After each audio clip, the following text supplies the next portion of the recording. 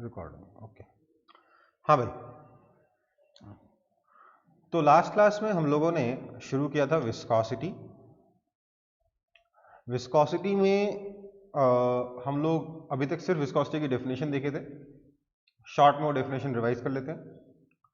हमने देखा था कि अगर सॉलिड के ऊपर हम लोग ऊपर वाले सरफेस पे इधर की तरफ फोर्स लगाएं, नीचे वाले सरफेस पे लेफ्ट की तरफ फोर्स लगाएं, या टेंजेंशियल डायरेक्शन में फोर्सेस लगाएं, दोनों फोर्सेस लेट से इक्वल हो, तो हमने क्या देखा था, ये वाला फोर्स F है, ये वाला सरफेस एरिया लेट से A है, तो हमारा शियर स्ट्रेस हो जाता है force by area. This force by area is equal to eta times, क्योंकि डिफॉर्मेशन आ जाता है कैसे, ये this is your delta x and this is your y, है ना। तो eta times delta x upon y, इसको हम लोग शियर स्ट्रेन कहते हैं, इसको हम लोग शियर स्ट्रेस कहते हैं। तो shear stress is equal to eta time shear strain. ये ईटा को क्या कहते हैं हम लोग, कोएफिशिएंट ऑफ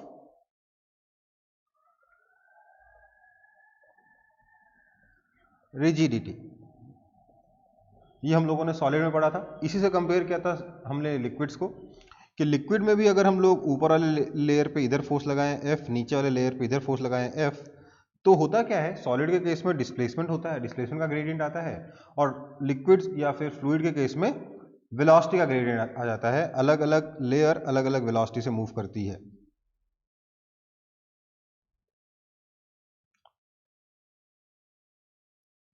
और हमारे केस में, इस केस में किसी भी लेयर पे कोई भी अगर हम एक लेयर कंसिडर करें, तो उस एक लेयर पे आगे की तरफ फोर्स इतना ही F लगेगा, पीछे की तरफ फोर्स इतना ही F लगेगा एट स्टेडी स्टेट। और क्योंकि ये हम लोग देख चुके थे, हर एक लेयर इक्विलिब्रियम में है, नेट फोर्स हर एक लेयर पे 0 है। हर एक लेयर पे आगे ऊपर की सरफेस पे आगे की तरफ फोर्स F लगेगा, नीचे की सरफेस पे पीछे की तरफ फोर्स F लगेगा।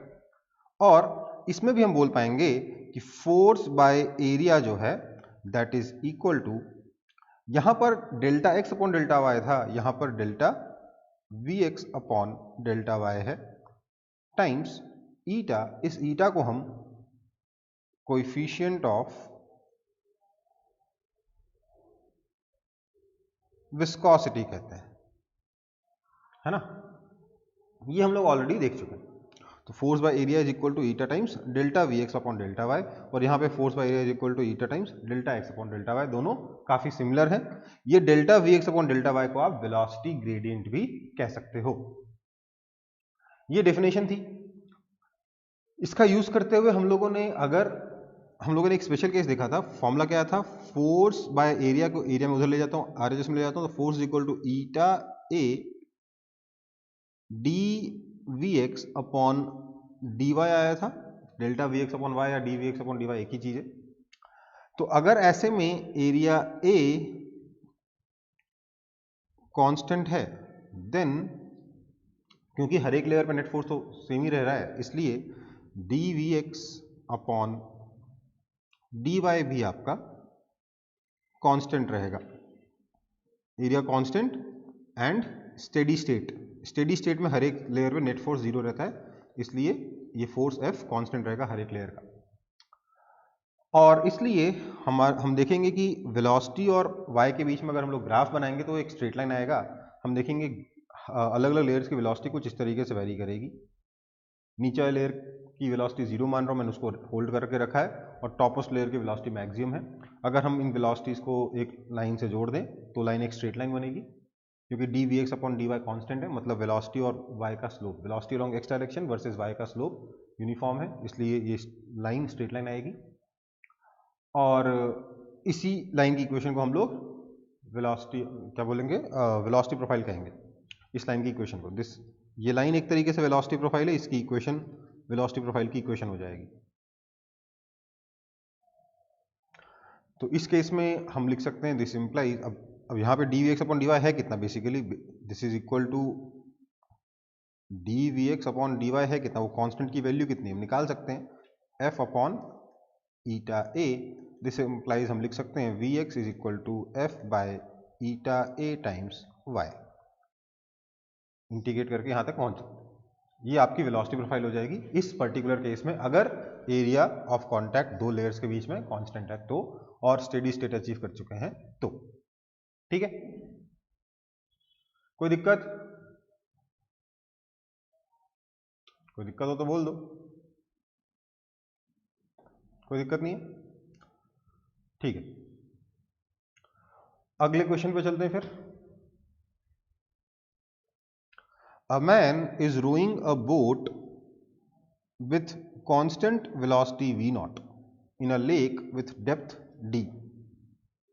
Find the force required to row the boat if contact area between the boat and water is a and coefficient of viscosity is eta. ठीक है, क्वेश्चन समझ में आया? क्या कह रहा है? ये कह रहा है कि लेट से ये लेक है, लेक में ये लेक का लोअर सरफेस है, नीचे फ्लोर है लेक का, और उसके ऊपर ऑब्वियसली पानी होगा।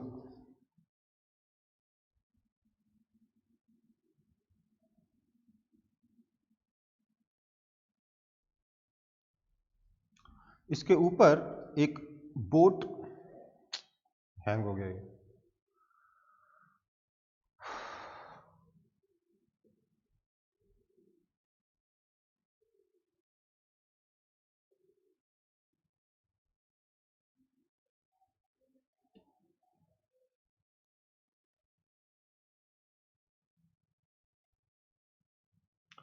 क्या कह रहा था? ये आपका लेक का बेड है, इसके ऊपर पानी है, ऑब्वियसली लेक में पानी तो होगा ही, अदरवाइज लेक किस काम का, और इसके ऊपर एक आदमी बोट रो कर रहा है। लेट से ये उसकी बोट है, ठीक है। अब क्या हो रहा है, कहा है कि ये बेट लेक के बेड से, लेक के फ्लोर से बोट के बॉटम की हाइट स्मॉल डी है, और ये वेलोसिटी v0 से इसको रो कर रहा है। तो इसको रो करने के लिए आदमी को कितना फोर्स अप्लाई करना पड़ रहा होगा बोट के ऊपर? या आदमी बेसिकली आदमी क्या करेगा, आदमी चप्पू का यूज करते हुए पानी को पीछे पुश करेगा, बदले में पानी बोट को आगे पुश करेगा, राइट। तो इसको ऊपर नेट फोर्स कितना लग रहा होगा आगे की तरफ, जिसकी वजह से ये कांस्टेंट वेलोसिटी v0 से फ्लो कर पाए, अगर इसके बॉटम का एरिया a है और पानी की विस्कोसिटी ईटा है, ठीक है। तो क्या करेंगे, हम बोलेंगे फोर्स की जो जरूरत होती है that is equal to eta A delta v x upon delta y, that is equal to eta A delta v x. देखिए इस बोट की वेलोसिटी वी नॉट है, मतलब यहाँ पे पानी की वेलोसिटी वी नॉट होगी और यहाँ पे पानी की वेलोसिटी जीरो है, तो डेल्टा वी एक्स कितना हो गया, v naught minus zero, upon delta y कितना है, small d. So eta A v naught by d, this is the force required to row this boat. समझ में आई बात? हाँ या ना? Yes sir. कॉपी कर लो, क्वेश्चन इतना बड़ा है, सॉल्यूशन इतना छोटा है।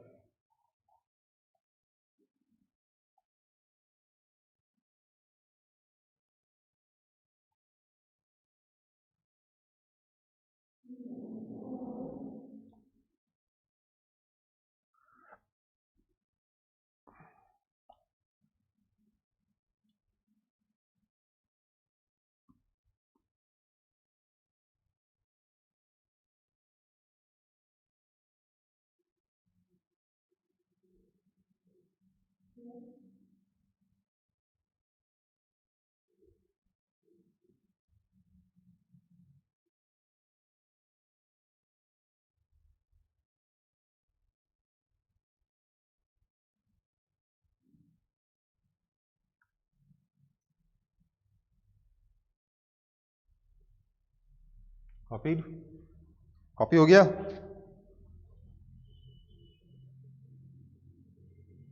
Yes sir. ओके, आगे बढ़ते हैं।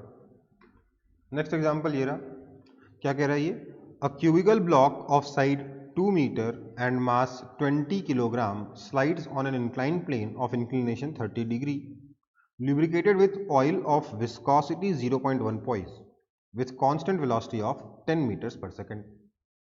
Find out the thickness of layer of liquid. क्या बोल रहा है ये क्वेश्चन? क्वेश्चन कह रहा है कि हमारे पास एक इंक्लाइंड प्लेन है, इतना इंक्लाइन नहीं है, सिर्फ 30 डिग्री का इंक्लाइन है. हमारे पास एक इंक्लाइन प्लेन है, 30 डिग्री का यहाँ पे इंक्लाइन है.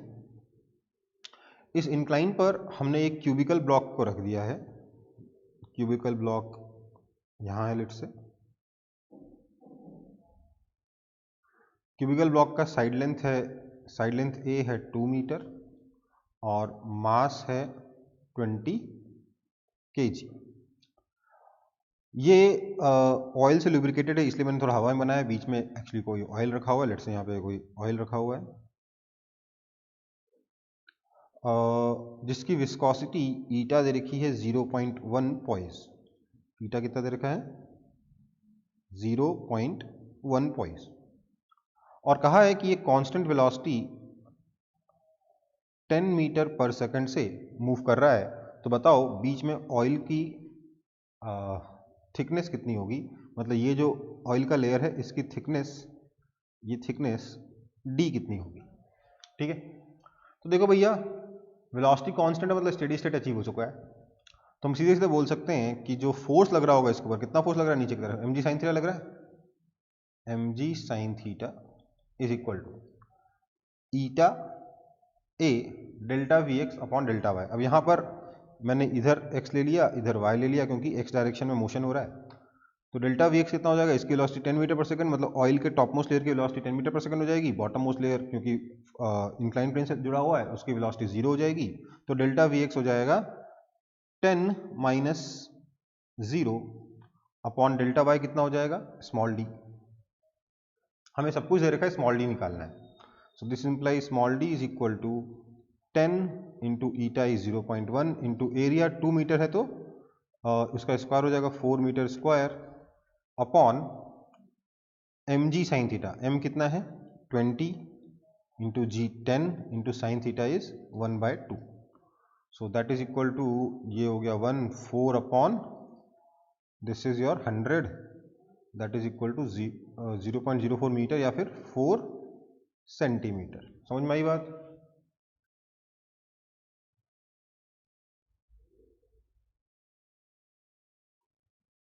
कोई दिक्कत?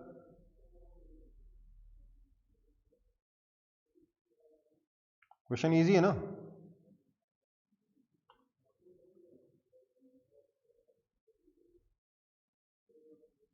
बोलो. Yes sir. Yes, sir. Copy हो गया?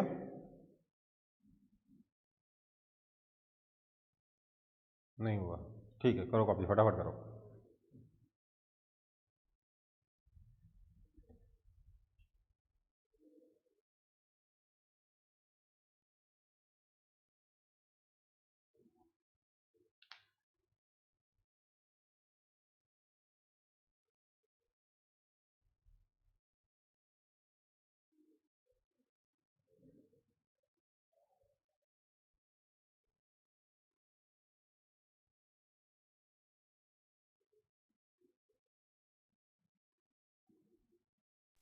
Sir noted.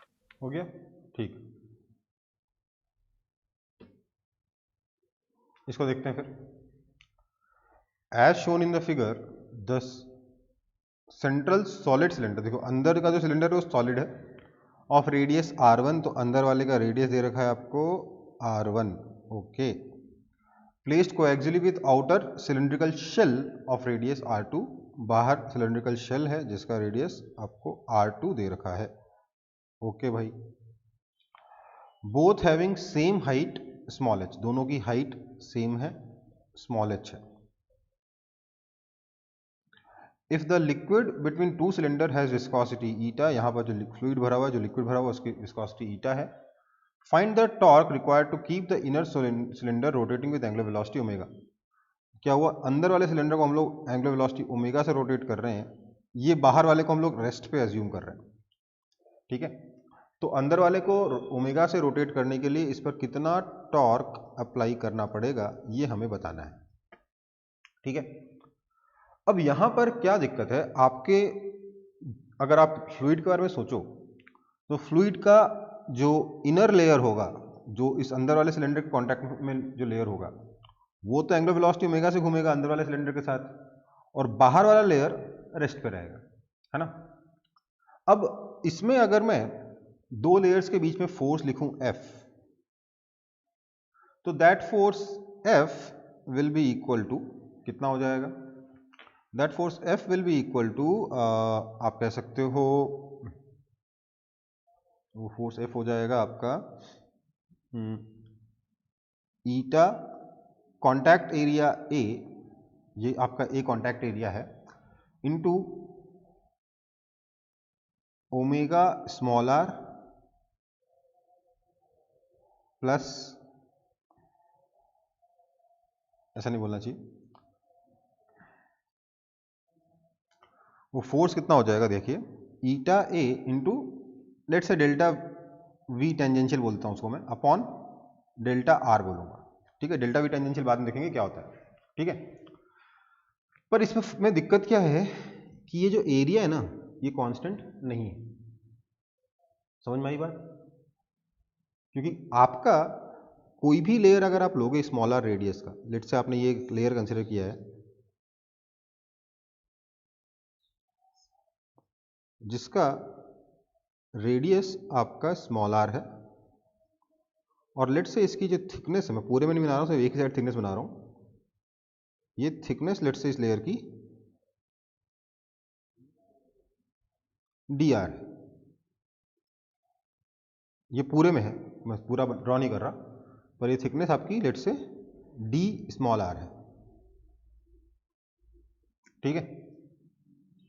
तो यहां पर जो कांटेक्ट एरिया होगा, contact area A will be equal to, अंदर वाले सरफेस से 4 पाई स्मॉल r स्क्वायर हो जाएगा, और बाहर वाले सरफेस से हो जाएगा 4 pi small r plus d are का होल स्क्वायर, हाँ या ना, होगा कि नहीं होगा। Yes, sir. ये कांटेक्ट एरिया लगातार चेंज होता रहेगा, है ना। इतना ही नहीं, अगर हम चाहते हैं कि ये लेयर कांस्टेंट एंगुलर वेलोसिटी से मूव करे, क्योंकि आपकी स्टेडी स्टेट पे हर एक लेयर की एंगुलर वेलोसिटी कांस्टेंट हो जाएगी, तो हर एक लेयर पे टॉर्क जीरो होना चाहिए, ठीक है। तो इसलिए अगर अंदर वाले सरफेस पे टेंजेंशियल डायरेक्शन में जो फोर्स लग रहा है, ये फोर्स कौन सा टेंजेंशियल डायरेक्शन का फोर्स है, ओवरऑल लेयर का हर जगह का जो टेंजेंशियल फोर्स लग रहा है सबको मैंने जोड़ दिया, तो अंदर वाले लेयर का जो टेंजेंशियल डायरेक्शन का फोर्स है वो Ft है, और या यूं कहना चाहिए Ft नहीं बोलूंगा मैं, अरे यार वापस ड्रॉ करना पड़ेगा,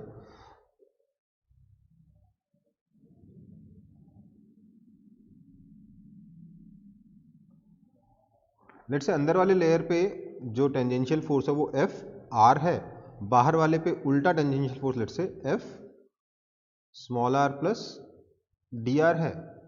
तो इंटरेस्टिंगली क्या होगा, टॉर्क जीरो होने के लिए F small r plus d are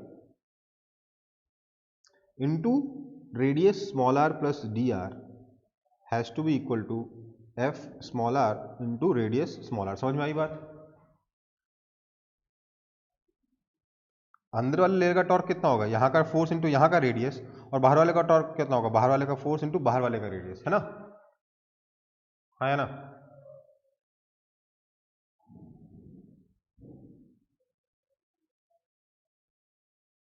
बोलो,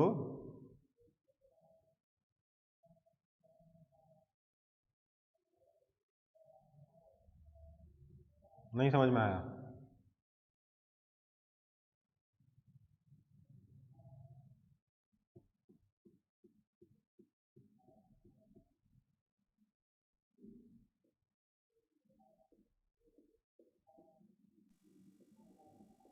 सर ऑर्डर पर रिपीट कीजिए।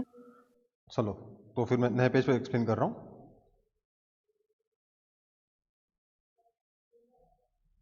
देखिए, मैंने एक लेयर कंसिडर की जिसके इनर रेडियस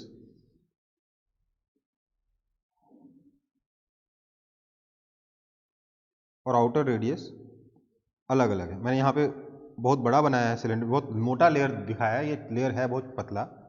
मैंने बोला लेट से अंदर वाला जो लेयर है, सॉरी इस लेयर का जो इनर रेडियस है वो स्मॉल आर है, तो आउटर रेडियस कितना है, small r plus d r, ठीक है। अब ये जो लेयर है इसके जस्ट अंदर वाले लेयर और इस लेयर के बीच में कुछ फ्रिक्शन फोर्स लगेगा, कुछ विस्कस फोर्स लगेगा, हाँ या ना? Yes sir. उस लेयर अंदर वाले लेयर और इस लेयर के बीच में जो फ्रिक्शन फोर्स है वो हमेशा टेंजेंशियल होगा ना हर जगह पे।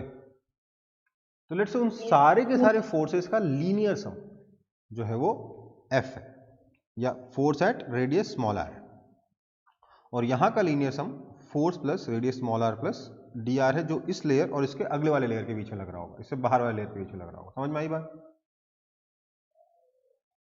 है ना? Yes sir. अब देखो अंदर एंगुलर वेलोसिटी ज्यादा है, बाहर एंगुलर वेलोसिटी कम है, तो अंदर वाला लेयर जो है इस पे ये एफ आर है वो कुछ इस तरीके से लगा रहा होगा, है ना,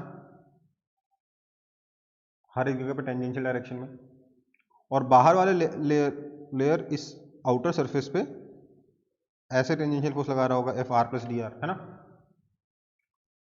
और क्योंकि इसकी एंगुलर वेलोसिटी कांस्टेंट है स्टेडी स्टेट पे, इसलिए अंदर वाला टॉर्क और बाहर वाला टॉर्क इक्वल होगा। ये समझ में आ रहा है? ये वाला कॉन्सेप्ट कि नहीं समझ में आ रहा है?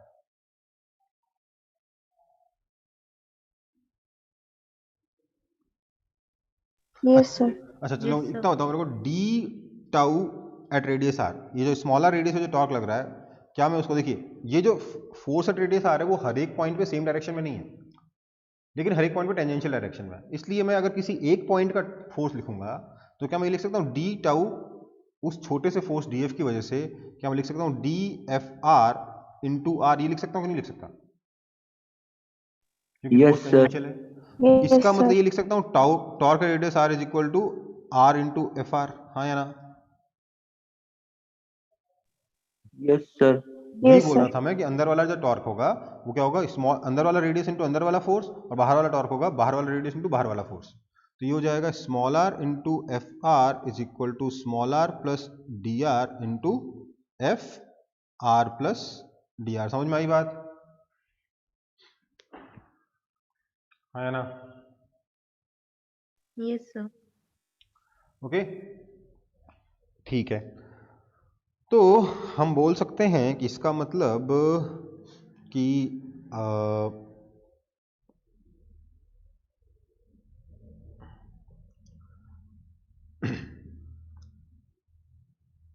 इसको एक्सपेंड कर देते हैं इस वाले को, तो क्या बनेगा, r f r is equal to r f r plus d r plus f r plus d r into d r, है ना।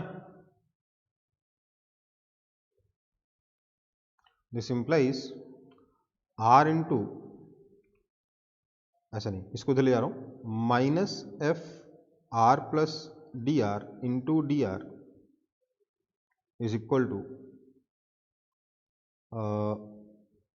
Are into f r plus d r minus f r, हाँ या ना। मैं basically इसको इधर ले आया, इसको इधर लाके आर कॉमन लेके सब्ट्रैक्ट कर दिया। समझ में आई बात?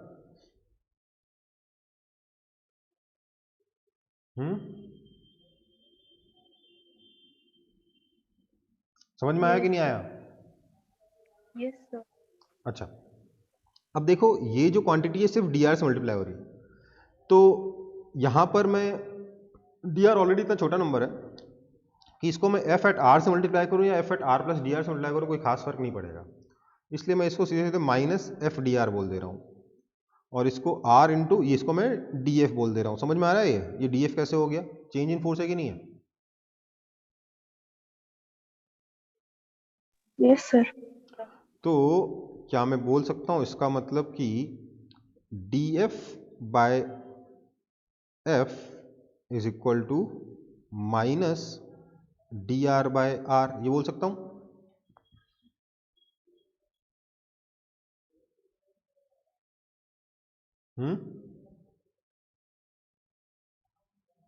ये एफ इधर लेके गया, आर इधर लेके आ गया। Yes sir. अब मैं दोनों तरफ करूंगा इंटीग्रेट, ठीक है। यहाँ रेडियस r1 बोलता हूँ, यहाँ पे फोर्स F1 बोल देता हूँ, यहाँ रेडियस r2 बोल देता हूँ, फोर्स को मैं F2 बोल देता हूँ। तो मेरे पास आ जाएगा ln F2 by F1 is equal to, या सॉरी मैं जनरल आर पे लिखूंगा ना,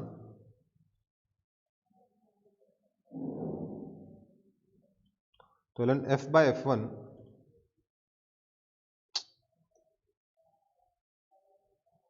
is equal to ln minus ln R by R1, integrate किया और कुछ नहीं किया। This implies F small r is equal to F1 R1 that is equal to torque. ये हम डायरेक्टली भी अचीव कर सकते थे कि टॉर्क को कांस्टेंट कर देते, ऐसे आ जाता है ये। ठीक है बेटा?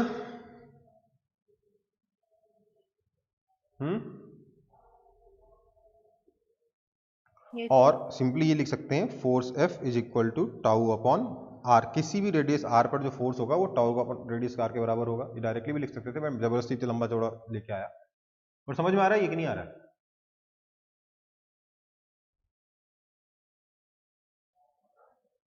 ये yes, पूरा sir. रास्ता अगर नहीं भी आता तो आप डायरेक्टली ये लिख पाते कि नहीं लिख पाते कि टॉर्क अगर कांस्टेंट है तो किसी भी लेयर पे जो फोर्स लग रहा होगा that force is into radius is equal to torque, that means force is equal to tau upon R। हाँ या ना? ये तो लिख सकते थे। Yes, sir. ठीक है, Yes, sir. ओके। अब मतलब ये जो जितनी भी एक्सरसाइज करी हम लोग इसी क्वेश्चन पे पहुंचे जो हम डायरेक्टली पहुंच सकते थे। मैं तरीका एक और बता दिया आपको कि भैया हम कैसे एनालिसिस करके सिंपल, मतलब अगर कभी कॉम्प्लेक्स चीज आ जाए तो किस तरीके से एनालिसिस की जा सकती है। अब मैं क्या बोल रहा हूं इसके आगे, नेक्स्ट पेज पे जा रहा हूं बेटा। कॉपी हो गया ये? देखो नेक्स्ट पेज पे मेरे पास क्या आया है, जो भी टॉर्क रिक्वायर्ड था अगर वो टाउ है तो F इज इक्वल टू आ गया है टाउ अपॉन R। ठीक है, नाउ ये फोर्स अपॉन एरिया, मतलब एरिया कितना हो जाएगा, surface area pi R square L होगा कि नहीं होगा? होगा कि नहीं? बोलो।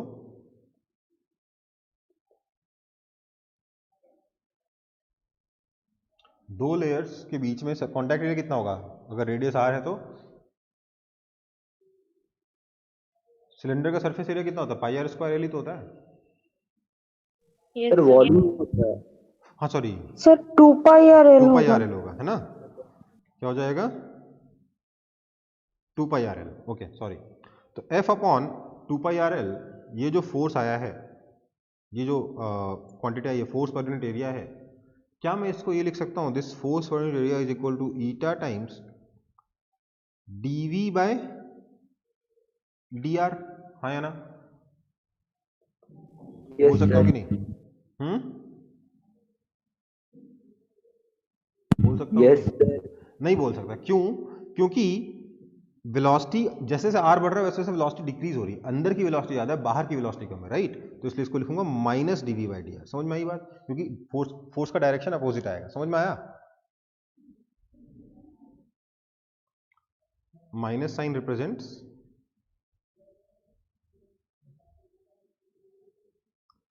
velocity is decreasing when small r increases, क्योंकि क्वेश्चन में क्या दे रखा था, अंदर वाला एंगुलर वेलोसिटी ओमेगा से घूम रहा था, बाहर वाला रेस्ट पे था, राइट? है ना? Yes, sir. Yes, sir.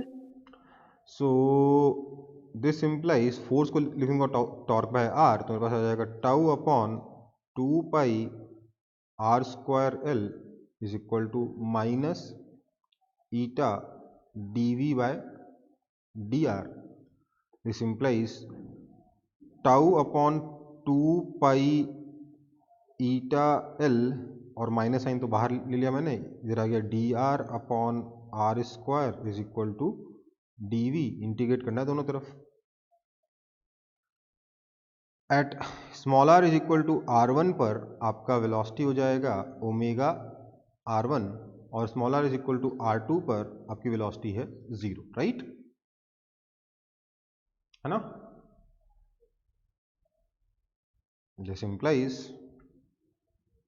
Minus tau upon 2π-η into 1/r², minus को अंदर ले जाते हैं तो 1/r², माइनस 1/r² का इंटीग्रेशन हो जाएगा 1/r, तो ये जाएगा 1/r2 minus 1/r1 is equal to 0 minus omega r1. This means that torque is equal to 2π-η-L omega r1 upon 1/r1 minus 1/r2. ये आपका आंसर है.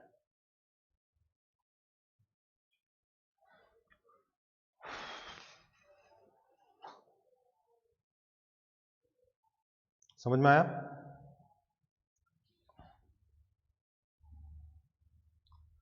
ये थोड़ा सा हायर लेवल है, ये थोड़ा मतलब एडवांस लेवल का प्रॉब्लम है ये कभी भी जेईई मेन या नीट में नहीं आ सकता. ये वाला एक क्वेश्चन मैंने कराया इस चैप्टर में जो कि थोड़ा सा अच्छे लेवल पे पहुंच सकता है. ठीक है,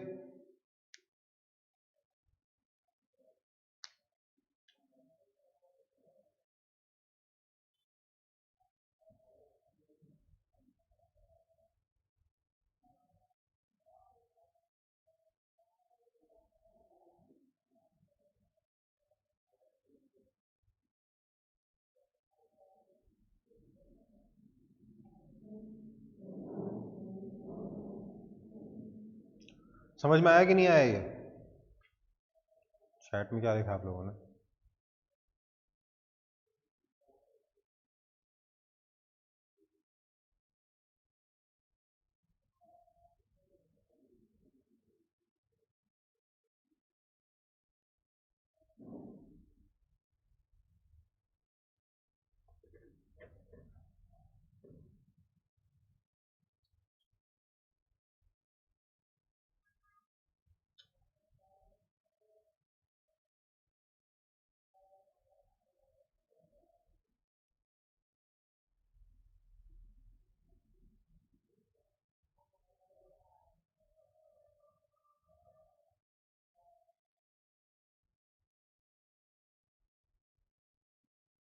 कॉपी कर लो इसको फटाफट.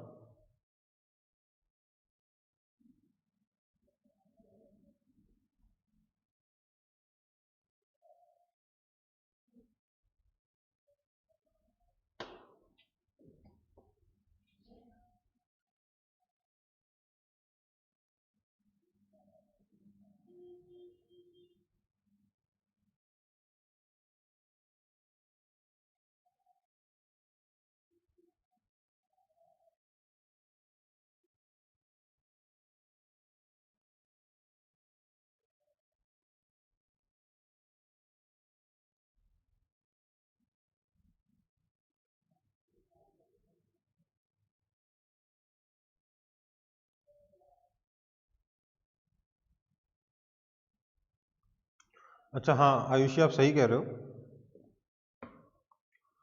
पॉइज अपना सीजीएस यूनिट है, उस क्वेश्चन में मेरे को पॉइज को एसआई यूनिट में कन्वर्ट करके क्वेश्चन सॉल्व करना चाहिए था. ठीक है,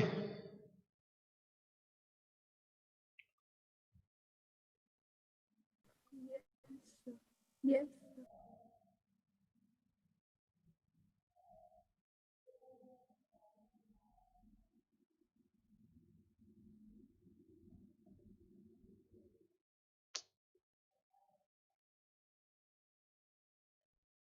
जो क्वेश्चन कराया था ना जिसमें मैंने पॉइज में दे रखा था आपका विस्कोसिटी, Yes. उसमें you have to convert it into SI system then use करना चाहिए.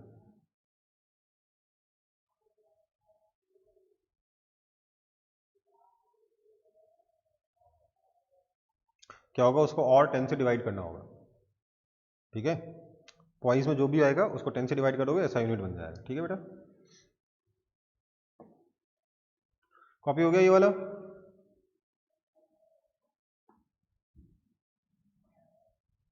पॉइज सीजीएस यूनिट है. आगे बढ़ते हैं.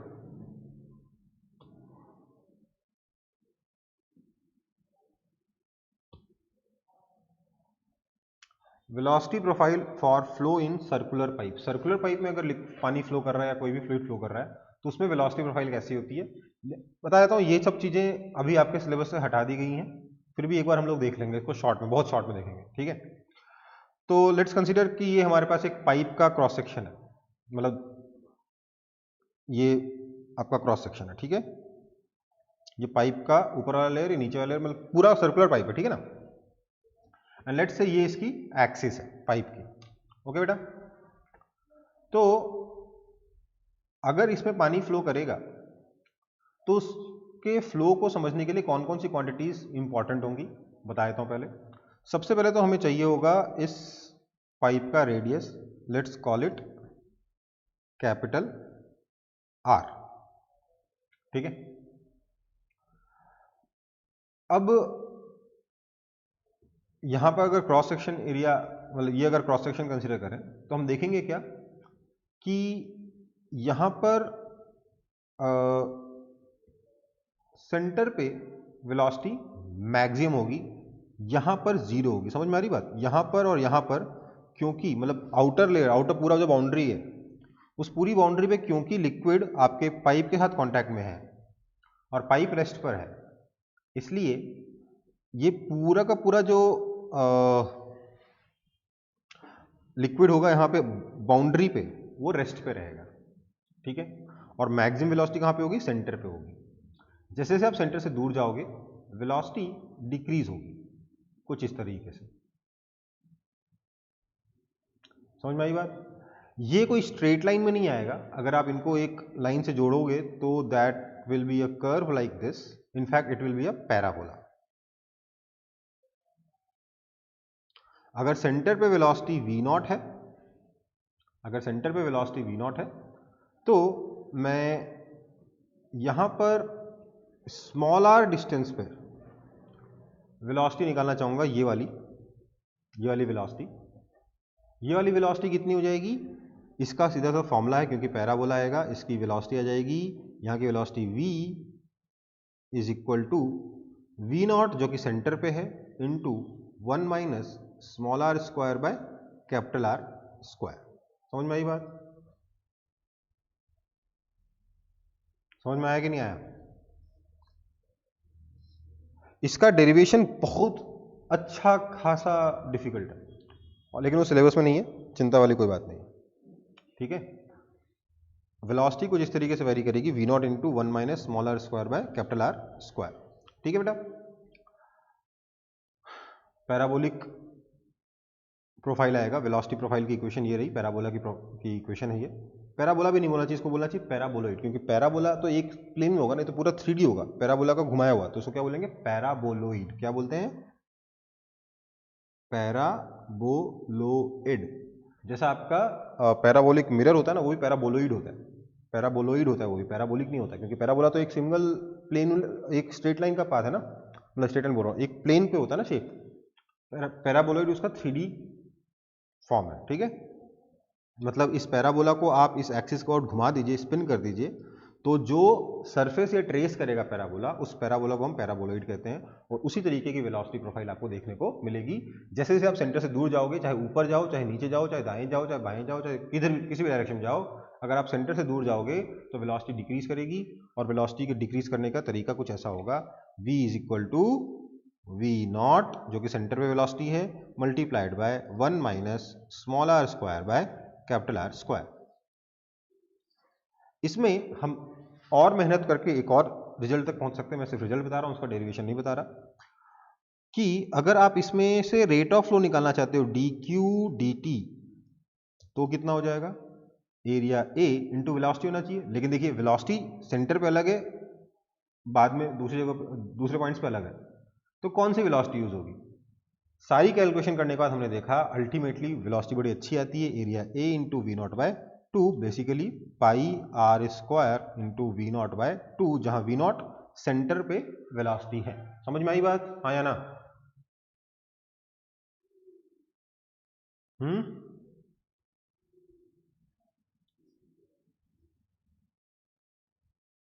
Yes, sir. Okay, but this is true only for ये these are all true only for laminar flow. Laminar flow ही बोल रहे ना, अलग अलग लेयर अलग अलग स्पीड से चल रहा है अपना, तो लैमिनार फ्लो ऑटोमेटिकली हो गया ना, है ना। लैमिनार फ्लो या फिर स्टेडी फ्लो, हम विस्कोसिटी की जो थ्योरी, मैथमेटिकल थ्योरी जो पढ़ते हैं वो लैमिनार फ्लो के लिए ही पढ़ते हैं, ठीक है। आगे बढ़े।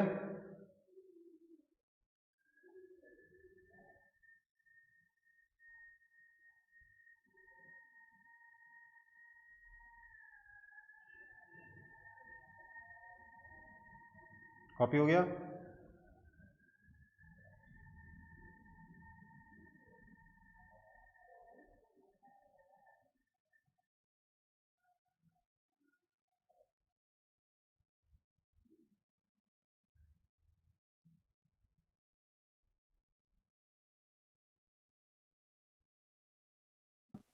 Yes, sir. ओके, नेक्स्ट अपना टॉपिक है पॉइजलीज इक्वेशन। अभी पॉइजलीज इक्वेशन क्या है, बेसिकली पिछले केस में हम लोगों ने बोला रेट ऑफ फ्लो इस फॉर्मूले से निकल जाता है, लेकिन वी नॉट निकालने का तरीका हमने नहीं बताया, ठीक है। बेसिकली इसका डेरिवेशन, इस वेलोसिटी प्रोफाइल का डेरिवेशन पूरा जो कंप्लीट है वो पॉइजली ने किया, और उसने यही बताया कि अगर इधर का प्रेशर P1 है, इधर का प्रेशर P2 है, तो पाइप के अंदर से dQ/dt कितना होगा। बेसिकली dQ/dt निकाला, उसी का यूज करके हम लोग यहाँ पे V0 भी निकाल सकते हैं, है ना। उससे पूरी वेलोसिटी प्रोफाइल निकाली, V0 की वैल्यू भी निकाली, उसका यूज करते हुए पूरे हर एक क्रॉस सेक्शन से, छोटे छोटे क्रॉस सेक्शन से कितना पानी फ्लो कर रहा होगा उसको जोड़ के total rate of flow dQ/dt निकाला। वो dQ/dt इंटरेस्टिंगली आ गया πr² into central velocity bye 2। पर अगर dQ/dt यहाँ पर है, पानी के अंदर रेट ऑफ फ्लो जो भी है, रेट ऑफ वेलोसिटी जो भी है, रेट ऑफ फ्लो का dQ/dt है, तो उसका फॉर्मूला क्या आया था, वो फॉर्मूला आया था dQ/dt। समझिए बात, dQ/dt किस चीज के प्रोपोर्शनल होगा। क्या ये P1 माइनस P2 के प्रोपोर्शनल होना चाहिए कि नहीं होना चाहिए, है ना। ज्यादा प्रेशर से कम प्रेशर की तरफ फ्लो करेगा, जितना ज्यादा प्रेशर डिफरेंस होगा उतना ज्यादा फ्लो होगा, है ना। इसके अलावा ये रेडियस टू पावर 4 के प्रोपोर्शनल होता है। क्यों? क्योंकि समझिए जो वेलोसिटी ऑफ फ्लो है ना वो रेडियस के स्क्वायर के प्रोपोर्शनल है। जो वेलोसिटी ऑफ फ्लो है वो रेडियस के स्क्वायर के प्रोपोर्शनल है। जो V0 आया था ना वो रेडियस के स्क्वायर के प्रोपोर्शनल है, प्लस एरिया πr² और हो जाता है, तो दोनों मल्टीप्लाई होकर रेडियस टू पावर 4 हो जाते हैं, ठीक है बेटा। ये इसके अलावा 1/L के प्रोपोर्शनल है, जितना लंबा पाइप होगा उतना धीरे पानी जाएगा, ठीक है। और it is also proportional to 1/η। Viscous force ज्यादा होगा, फ्रिक्शन ज्यादा होगा, तो पानी का फ्लो स्लो हो जाएगा, लिक्विड का फ्लो स्लो हो जाएगा, है ना बेटा। इन चीजों को हमने जोड़ा तो हमें क्या मिला कि dQ/dt इज इक्वल टू, देखो P1 minus P2 r⁴ upon η l, तो यहीं से आ गया। पूरी कैलकुलेशन करने के बाद π/8 यहां पे और आया था, प्रोपोर्शनलिटी कांस्टेंट की तरह इसको समझ सकते हो आप, हालांकि ईटा भी कांस्टेंट ही। तो ये आपका रेट ऑफ फ्लो हो गया, ठीक है। यहां पर आप इफेक्टिव रेजिस्टेंस क्या देख सकते हो इसका, अगर आप ओम्स लॉ से कंपेयर करोगे तो इफेक्टिव रेजिस्टेंस को आप समझ सकते हो 8η l अपॉन πr⁴। समझ में आई बात। जहां प्रेशर डिफरेंस की वजह से पानी फ्लो कर रहा है, प्रेशर डिफरेंस को पोटेंशियल डिफरेंस की तरह ट्रीट करो और इसको आप रेजिस्टेंस की तरह ट्रीट करो, तो आपका ओम्स लॉ भी यहां पे लगना शुरू हो जाएगा, राइट, हाँ या ना।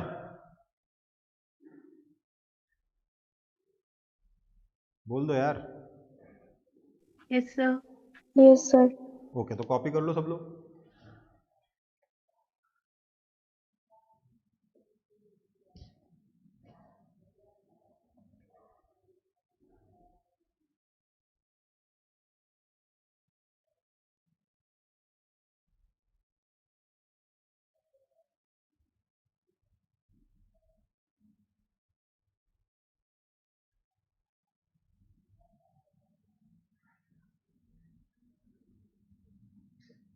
D Q D T rate of flow को आप करंट से कंपेयर कर लीजिए, प्रेशर डिफरेंस को पोटेंशियल डिफरेंस से। जैसे करंट हायर पोटेंशियल से लोअर पोटेंशियल की तरफ फ्लो करता है, वैसे ही पानी हायर प्रेशर से लोअर प्रेशर की तरफ या लिक्विड हायर प्रेशर से लोअर प्रेशर की तरफ फ्लो करता है। और उसका rate of flow pressure difference upon resistance से अगर आप कंपेयर करोगे तो आपका effective resistance eight eta l upon pi r to power 4 आ जाएगा। ठीक है,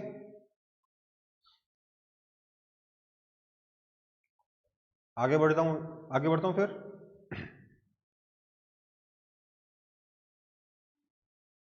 अब देखो, अगर इसके ऊपर बेस्ड क्वेश्चन आ गया तो आपके पास मान लीजिए इस तरीके का क्वेश्चन आ गया, हर एक पाइप का डायमेंशन दे रखा है, सब कुछ दे रखा है, बोला यहाँ का प्रेशर P1 है, यहाँ का प्रेशर P2 है, यहाँ का प्रेशर P3 है, तो यहाँ का प्रेशर P कितना है ये बताओ। तो क्या बोलेंगे, इधर से आने वाला फ्लो इज इक्वल टू इधर जाने वाला फ्लो प्लस इधर से जाने वाला फ्लो। तो P1 minus P upon R1 resistance है, is equal to P minus P2 upon R2 plus P minus P3 upon R3। कर सकते हो कि नहीं कर सकते हो, हाँ या ना?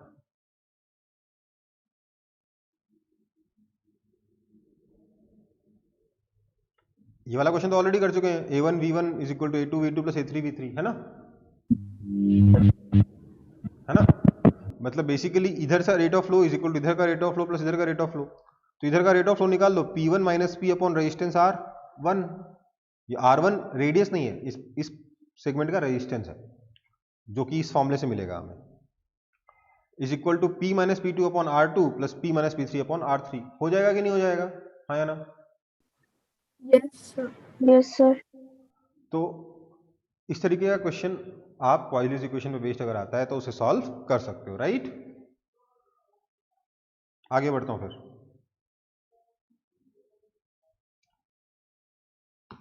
But what if pipe is not horizontal? Pipe अगर हॉरिजॉन्टल नहीं है तो सेम प्रेशर पे भी पानी ज्यादा हाइट से कम हाइट की तरफ फ्लो कर सकता है, हाँ या ना? तो उसमें आप सीधे सीधे बोलोगे dq बाई dt जो होगा ना, वो क्या हो जाएगा, वो हो जाएगा P1 plus rho g H1 minus P2 plus rho g H2 upon 8 eta L by pi R to power 4। समझ में आ रही बात?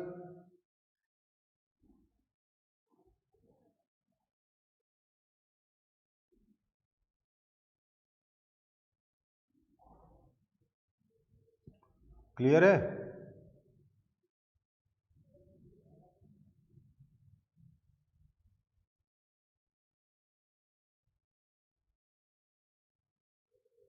क्लियर है कि नहीं?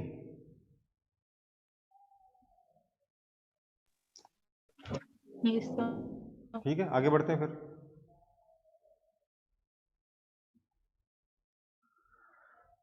नेक्स्ट, ये टॉपिक और कहीं डाल नहीं सकते थे, इसलिए यहां देख सकते हैं, effect of temperature on viscosity. देखो भाई, लिक्विड्स में विस्कोसिटी किस वजह से आती है? वो आती है दो मॉलिक्यूल्स के बीच में जो वंडरवॉल फोर्सेस होता है उसकी वजह से। अगर आप लिक्विड का टेम्परेचर बढ़ाओगे, मॉलिक्यूल्स एक दूसरे से दूर दूर जाएंगे, वंडरवॉल फोर्सेस डिक्रीज हो जाएंगे ड्रास्टिकली और विस्कोसिटी रिड्यूस हो जाएगी। लिक्विड्स के लिए आपका जो विस्कोसिटी है it is proportional to 1/√T होता है। मतलब टेम्परेचर को बढ़ाओगे तो विस्कोसिटी डिक्रीज होती है।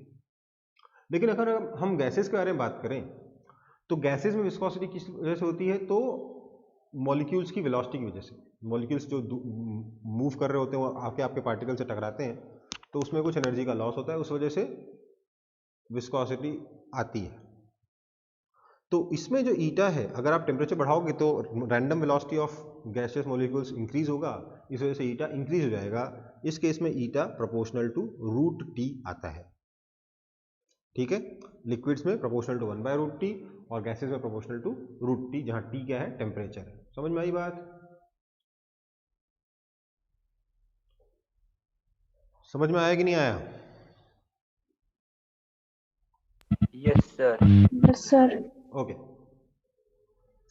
तो फर्स्ट पोर्शन आपका कंप्लीट हो चुका है। पाइप के अंदर फ्लो या लिक्विड का फ्लो, ओवरऑल फ्लो लिक्विड का, वो हम लोग कंप्लीट कर चुके हैं। नाउ हम लोग इस चैप्टर के सेकंड पार्ट में पहुंचेंगे, जिसमें हम किसी ऑब्जेक्ट को लिक्विड के अंदर मूव कराएंगे। जैसे एक बॉल को पानी के अंदर मूव करा रहे हैं, ठीक है, तो हमारा अगला टॉपिक है motion of spherical object in viscous fluid. Basically Stoke uncle ने लॉ दिया था इसका, स्टोक्स लॉ। क्या कहता है ये कि लेट से, वैसे अगर स्ट्रिक्टली स्पीकिंग बोला जाए तो वो कहता है कि लेट से हमारे पास एक इनफाइनाइट डायमेंशन का टैंक है, इनफाइनाइट डायमेंशन का टैंक है, समझ में आई बात, सच दैट बाउंड्री कंडीशंस ना आए। ठीक है, इसके अंदर अगर मैं एक बॉल को मूव करूं वेलोसिटी v से, लेट से बॉल को मैंने मूव किया वेलोसिटी v से, तो ये जो लिक्विड है, ये लिक्विड इस पर बैकवर्ड डायरेक्शन में, मतलब वेलोसिटी के अपोजिट डायरेक्शन में फोर्स लगाता है, viscous force Fv, and this viscous force is given by 6 pi eta R v, जहां ईटा क्या है, eta is the coefficient of viscosity of this liquid, r is the radius of this spherical object and v is its velocity। ठीक है बेटा, ये viscous force velocity के opposite direction में लगता है, इसलिए आप माइनस भी लगा सकते हो।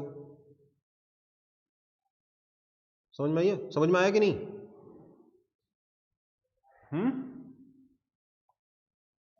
ये सिंपल सा स्टोक्स लॉ है। ओके बेटा,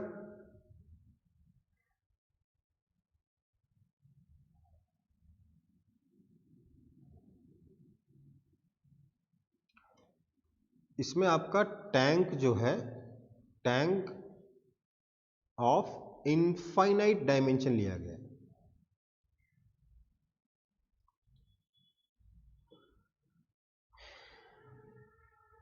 और लैमिनार फ्लो हो रहा है।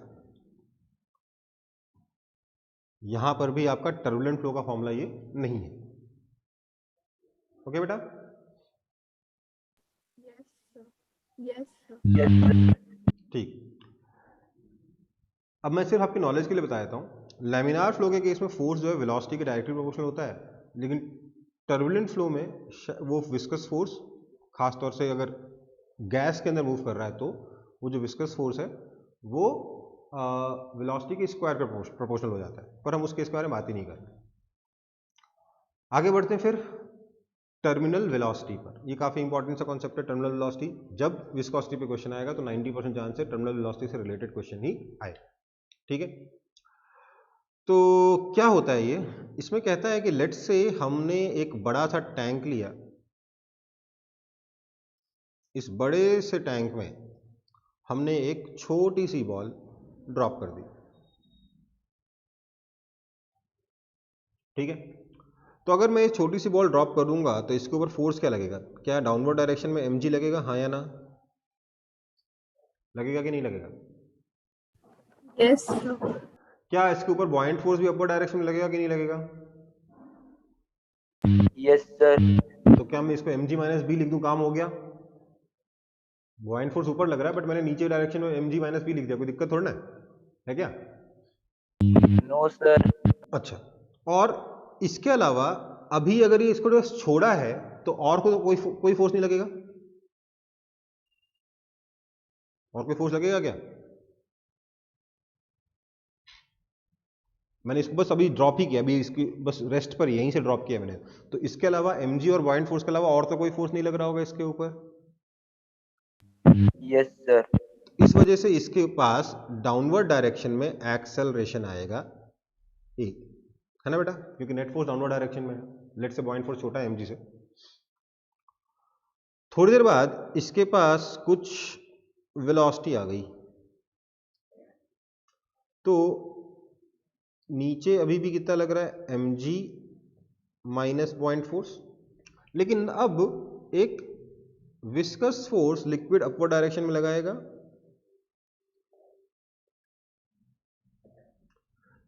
तो नेट फोर्स डाउनवर्ड डायरेक्शन का थोड़ा डिक्रीज हो गया, इसलिए डाउनवर्ड डायरेक्शन की एक्सेलरेशन डिक्रीज हो जाएगा, राइट?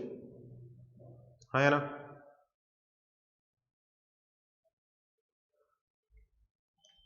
थोड़ी देर बाद इसकी वेलोसिटी और बढ़ जाएगी, mg माइनस बी तो इतना ही रहेगा, क्योंकि ना तो मास चेंज हो रहा है, ना लिक्विड की डेंसिटी चेंज हो रही है, ना ही इसका वॉल्यूम चेंज हो रहा है। लेकिन क्योंकि इसकी वेलोसिटी बढ़ गई है, इसके ऊपर लगने वाला विस्कस फोर्स थोड़ा सा और बढ़ जाएगा। इस वजह से इसका एक्सेलरेशन डाउनवर्ड डायरेक्शन में थोड़ा और डिक्रीज हो जाएगा। समझ में आई बात? है ना? Yes, sir. एक्चुअली मैं लिख सकता हूं कि mg minus buoyant force minus viscous force is equal to ma. This implies mg minus buoyant force minus 6 pi eta R v is equal to ma. ठीक है। Now as velocity increases, viscous force increases, this implies acceleration decreases. At some velocity, viscous force will become equal to mg minus buoyant force. That will mean that acceleration is equal to 0, which means velocity will become constant. हाँ या ना? Yes, sir. This velocity is terminal velocity. समझ में आई बात? Yes, sir. अभी तक हम लोग जब पढ़ रहे थे, हम लोग क्या बोलते थे, अगर मैं छत से किसी बॉल को ड्रॉप करूंगा तो उसकी वेलोसिटी इंक्रीज होती जाएगी, होती जाएगी, होती जाएगी, होती जाएगी, होती जाएगी। पर अब हम क्या देख रहे हैं कि नहीं, वेलोसिटी इंक्रीज होती जाएगी, but due to air resistance, due to viscous forces, एक पर्टिकुलर वेलोसिटी पर आकर एक्सेलरेशन जीरो हो जाएगा और वेलोसिटी कांस्टेंट हो जाएगी।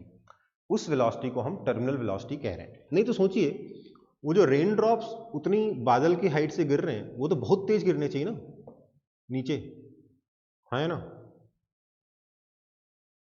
और अगर हम लोग बारिश के में खड़े हैं नीचे, तो हमें वो पानी के जो ड्रॉप्स ऊपर से गिर रहे हैं बारिश में, वो एकदम गोली की तरह लगनी चाहिए, जोर से पत्थर किसी ने मार दिया ऐसा चोट लगनी चाहिए, उससे लगनी चाहिए कि नहीं लगनी चाहिए? Yes, sir. लेकिन ऐसा होता तो नहीं है ना बेटा? क्यों नहीं होता? क्योंकि वो जो पानी का ड्रॉप है उसकी वेलोसिटी एक पर्टिकुलर वेलोसिटी पे आने के बाद कांस्टेंट हो जाती है। उस वेलोसिटी को हम कहते हैं टर्मिनल वेलोसिटी। ठीक है, इसीलिए सारे लिक्विड ड्रॉप्स सब बारिश में सारे के सारे ड्रॉप्स ऑलमोस्ट सेम ही वेलोसिटी से नीचे गिर रहे होते हैं, दिस टर्मिनल वेलोसिटी से। तो ये टर्मिनल वेलोसिटी होगी कितनी? मैंने क्या बोला, at terminal velocity viscous force और mg minus buoyant force equal हो जाएगा। मतलब कि एक्सेलरेशन को अगर मैं जीरो बोल रहा हूं, इसका मतलब mg minus buoyant force minus 6 pi eta R V is equal to 0। This implies velocity v is equal to mg minus buoyant force upon 6 pi eta R. समझ में आई बात? हाँ या ना?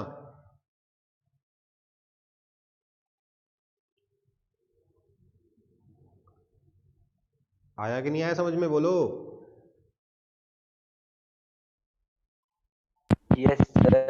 आ गया? कॉपी कर लो इसको बस।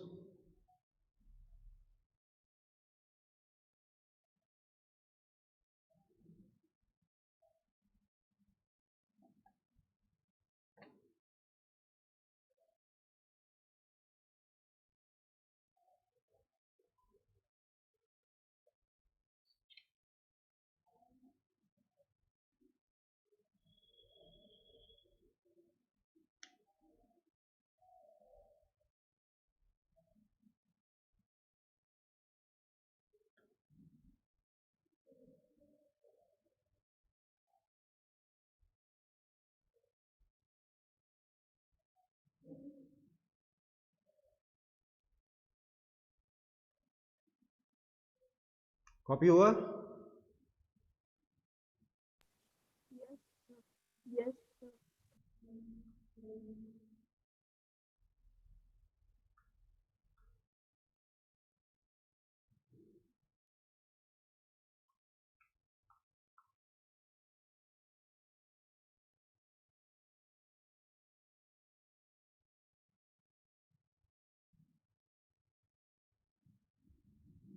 Sir, noted. नोटेड। ठीक है, आगे बढ़ते हैं फिर टर्मिनल वेलोसिटी वर्सेस रेडियस। देखिए हमने क्या देखा था, अभी अभी हमने देखा v टर्मिनल कितना आया, mg minus buoyant force upon 6 पाई ईटा आर, है ना, ये है ना। तो क्या मैं लिख सकता हूं कि ये जो टर्मिनल वेलोसिटी है, ये v टर्मिनल, क्या ये terminal velocity proportional to 1/r है, हाँ या ना, है ना? Yes, sir. क्या Yes. मतलब अगर रेडियस बड़ा होगा तो टर्मिनल वेलोसिटी कम हो जाएगी, राइट? बट ऐसा नहीं है, क्योंकि इसको मैं थोड़ा और छेड़छाड़ कर सकता हूं। कैसे? मैं लिख सकता हूं mg और बाइंड फोर्स की वैल्यू डाल सकता हूं, density of object into volume into g minus density of liquid into volume into g upon 6 pi eta r, this is equal to rho minus rho L into G into 4/3 pi R cube upon 6 pi eta R. So this is proportional to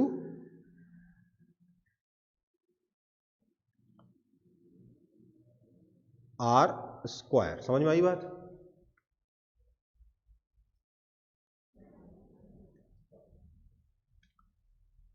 तो terminal velocity किसके proportional है? Proportional to 1/r है कि proportional to R square है?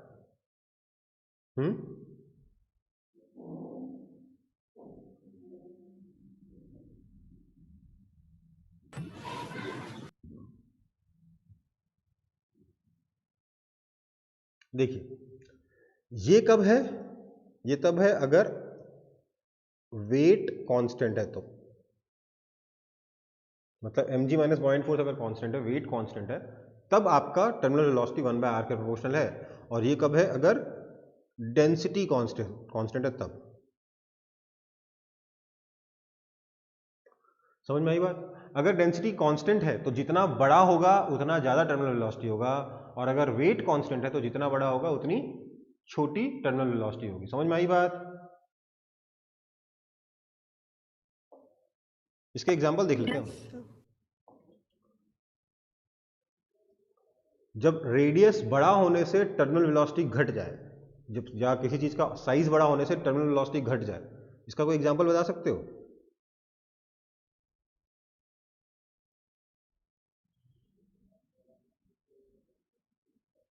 जब parachute खोलते हैं तो मास चेंज होता नहीं है, वेट चेंज होता नहीं है, बट क्या होता है? साइज बड़ा हो जाता है, इसलिए टर्मिनल वेलोसिटी घट जाती है, आदमी ग्राउंड पे धीरे गिरता है, चोट नहीं लगती. समझ में आई बात? पैराशूट कैसे काम करता है? Yes, sir. आया ना? Yes, sir. इसका कोई एग्जांपल दे सकते हो जहां साइज बड़ा होने पे टर्मिनल वेलोसिटी बढ़ जाए या साइज छोटा होने पे टर्मिनल वेलोसिटी डिक्रीज हो जाए?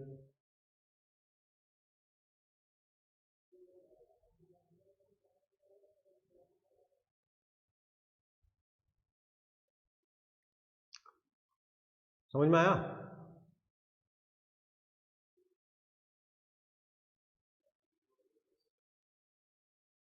बोलो.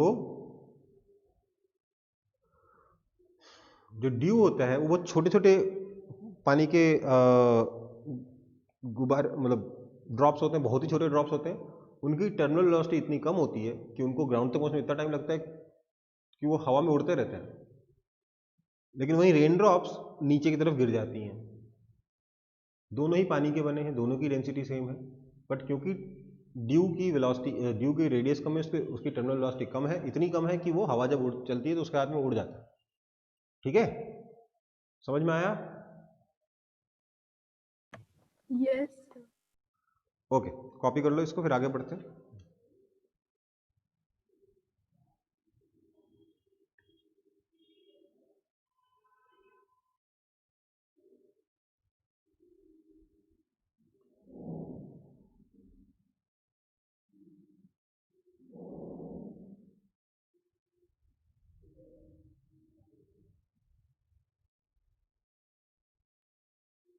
हो गया कॉपी? Sir, wait.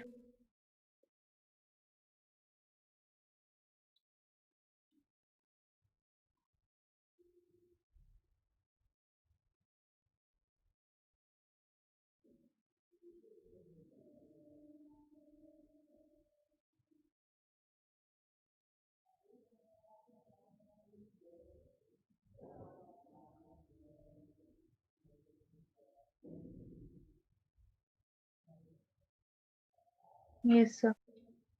ठीक है। Next, variation of velocity of ball falling in a viscous fluid. Ball की वेलोसिटी जो विस्कस फ्लूइड में गिर रहा है उसकी वो उस बॉल की वेलोसिटी कैसे वेरी करेगी विद रिस्पेक्ट टू टाइम। ठीक है, एक बॉल को हमने विस्कस फ्लूइड के अंदर छोड़ दिया, टाइम के साथ उसकी वेलोसिटी कैसे वेरी करेगी ये हमें देखना है।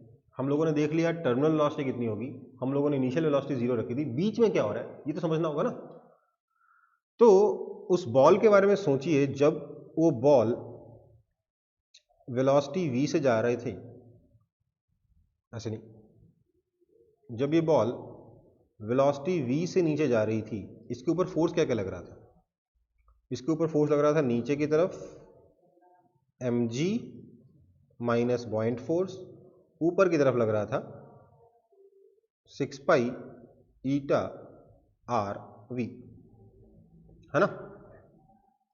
तो इसलिए अगर मैं इसका एक्सेलरेशन a लिखूं तो मैं लिख सकता हूं कि mg minus buoyant force minus 6 pi eta R V is equal to m capital M dv dt। समझ में आई बात?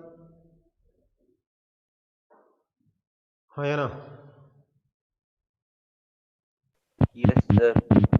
तो मैंने बोला इसका मतलब ये हो गया कि dv by D T is equal to M G minus buoyant force by M minus 6 pi eta R by M into V, यही बना ना। तो मैं लिख सकता हूँ dv by D T is equal to some constant minus some other constant into velocity v। अब ये कांस्टेंट बहुत बड़े बड़े हैं, इसलिए इनका हम लोग अगर मैं हर स्टेप पे इतने बड़े बड़े कांस्टेंट लिखूंगा तो जबरदस्ती टाइम वेस्ट होगा, कैलकुलेशन में मिस्टेक होने के भी चांसेस रहते हैं। तो लेट्स कॉल इट हाथी एंड लेट्स कॉल दिस घोड़ा। तो हम लिख सकते हैं, इसका मतलब ये हो गया कि dv dt is equal to हाथी माइनस घोड़े की velocity. This implies dv upon h minus gv is equal to dt। इसको इंटीग्रेट करते हैं, t इज इक्वल टू 0 पे वेलोसिटी 0 थी, टाइम t पर वेलोसिटी v हमें निकालनी है। ठीक है, तो दिस इंप्लाइज, अब इसको अगर आप इंटीग्रेट करोगे तो आ जाएगा minus 1 by G ln h minus G V upon h is equal to T. ये इंटीग्रेशन आप लोग खुद से ट्राई करेंगे, ट्राई योरसेल्फ। ठीक है, this implies we will get ln 1 minus घोड़ा बाय हाथी into velocity is equal to minus घोड़ा टाइम। दिस इंप्लाइज 1 माइनस घोड़ा बाय हाथी into velocity is equal to E to power minus घोड़ा time, which means that velocity v is equal to हाथी by घोड़ा into 1 minus e to power minus घोड़ा time. ठीक है, अब हाथी और घोड़े की वेलोसिटी सब्स्टिट्यूट कर दोगे, आंसर मिल जाएगा। समझ में आई बात?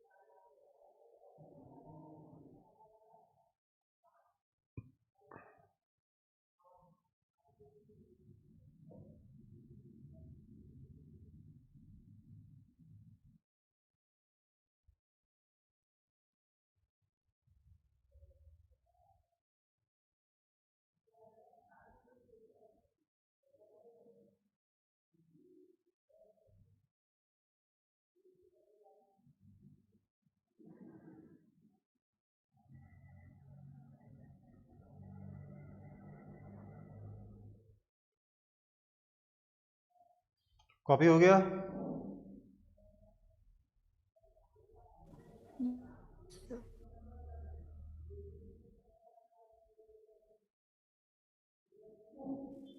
Yes, sir. ओके, आगे बढ़ रहा हूं।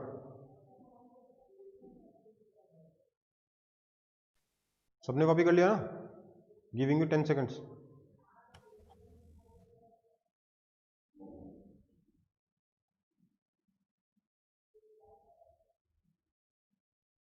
ठीक है, तो मेरे पास वेलोसिटी क्या आया, हाथी बाय घोड़ा into 1 minus E to power minus घोड़ा टाइम। जहां मुझे पता है हाथी है mg minus buoyant force upon m और घोड़ा है 6 पाई ईटा r अपॉन m। ठीक है, तो अगर मैं हाथी बाय घोड़ा निकालूंगा तो क्या आएगा, mg minus buoyant force upon 6 pi eta r।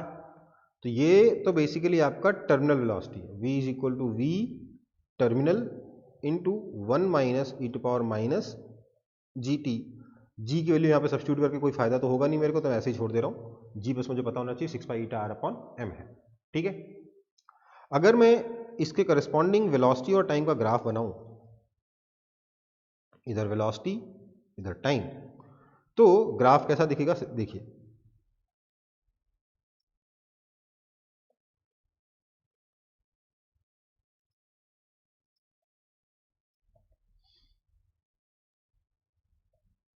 The graph will look something like this. ठीक है, इसकी वेलोसिटी टर्मिनल वेलोसिटी के बराबर कब होगी, जब ये क्वांटिटी जीरो हो जाए।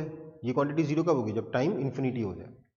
तो इस तरीके के ग्राफ को क्या बोलते हैं, एसिम्प्टोटिक। पढ़ा है कि नहीं पढ़ा आप लोगों ने, ये नहीं पढ़ा है, कोई बात नहीं। अगर इन्फिनिटी पे जाके मीट करे तो एसिम्प्टोटिक कहते हैं। पढ़ा तो था आपने हाइपरबोला में, दो एसिम्प्टोट्स होते हैं ना।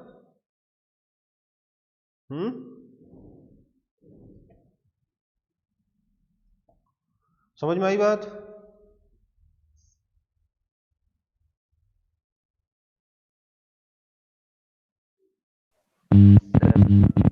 ओके, अब क्वेश्चन है, what if initial velocity is not zero but u है। Initial velocity let's say u है, तब क्या करेंगे।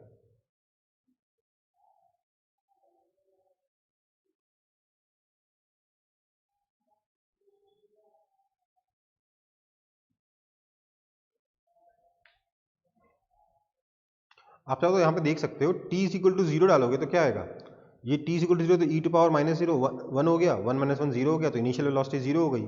और t is equal to infinity डालने पे ये e to power minus g t, e to power minus infinity हो गया, मतलब 1 upon e to power infinity हो गया, मतलब जीरो हो गया, तो 1 माइनस जीरो 1 हो गया, तो v टर्मिनल हो गया। t is equal to zero पे वेलोसिटी जीरो है इस इक्वेशन के हिसाब से, और t is equal to infinity पे वेलोसिटी v टर्मिनल हो जाएगी इसी इक्वेशन के हिसाब से। ठीक है, बट अगर हमारी इनिशियल वेलोसिटी जीरो नहीं है, u है, तो क्या होगा, समझिए बात। यहां पर किसी ना किसी इंस्टेंट पे तो वेलोसिटी u हुई होगी,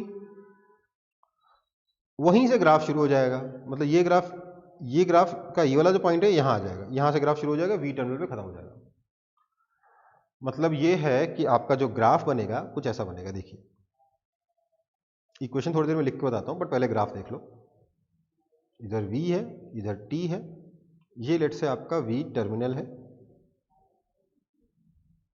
इनिशियल वेलोसिटी जीरो नहीं है बल्कि u है, तो यहां से शुरू हो जाएगा और ग्राफ ऐसा ही रहेगा।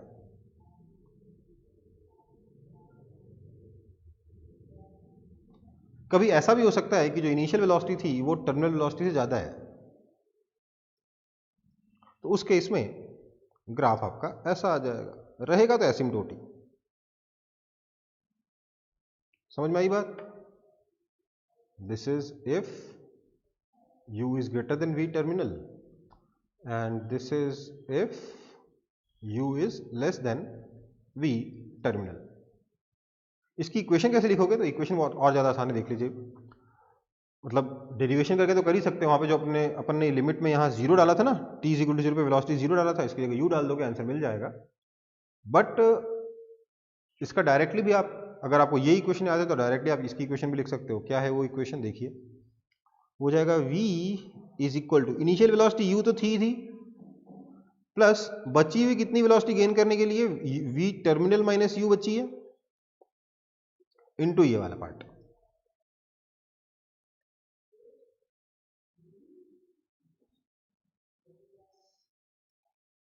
देखो ये जो इक्वेशन है ना काफी खास है, मतलब इस चैप्टर के लिहाज से नहीं, आगे आने वाले कई चैप्टर्स में आपको इसी की जैसे सिमिलर इक्वेशन दिखेगी, मैथमेटिकली सिमिलर इक्वेशन होगी, ऑब्वियसली उसके कंटेक्स्ट फिजिक्स में अलग अलग होंगे, ठीक है। और फिजिक्स में नहीं, आप केमिस्ट्री में भी देखोगे। बेसिकली आपके पास आगे चल के 11-12 में फिजिक्स में टोटल थ्योरी में क्वेश्चन तो कहीं पे भी और भी आ सकता है, बट क्लास की थ्योरी के अंदर कम से कम 6 बार आप ऐसी इक्वेशंस और देखने वाले हो, इसी के जैसे सिमिलर इक्वेशंस। और फिजिक्स के अंदर, केमिस्ट्री में भी एक बार देखोगे कम से कम, ठीक है। ऑब्वियसली क्वेश्चंस में एक्स्ट्रा भी मिल सकता है, बट ये इक्वेशन कब बनती है बता देता हूं। जब भी आपके पास किसी क्वांटिटी Q का rate of change some constant A minus some other constant B into the same quantity Q आ जाए, तब आपको इस तरीके की इक्वेशन मिलती है। अभी आपके पास क्या था, dv dt is equal to हाथी माइनस घोड़े की वेलोसिटी, ये था ना, देखो जरा, dv dt is equal to हाथी माइनस घोड़े की वेलोसिटी, ये था ना, हाथी minus dv dt is equal to h minus gv था, एक कांस्टेंट में से दूसरा constant into this quantity Q is being subtracted. और इस तरीके का इक्वेशन आपको कई बार मिलेगा। कई बार ऐसा होगा कि a 0 है, कई बार ऐसा होगा कि a 0 नहीं है, बट इस तरीके की इक्वेशन जब भी आएगी तो अल्टीमेटली आप इसी तरीके के रिजल्ट पे पहुंचोगे। और ये रिजल्ट बहुत सारे पार्ट्स में, बहुत सारे चैप्टर्स में याद भी रखने होंगे उससे रिलेटेड चीज़ें।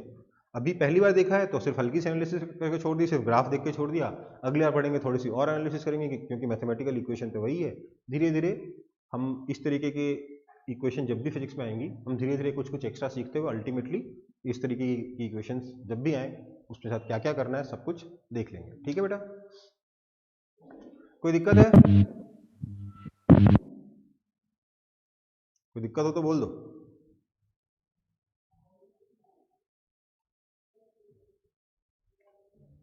तो ये वाला जो चैप्टर है आपका ये कंप्लीट हो गया, फ्लूइड मैकेनिक्स आपका आज पूरा हो गया। समझ में आई बात?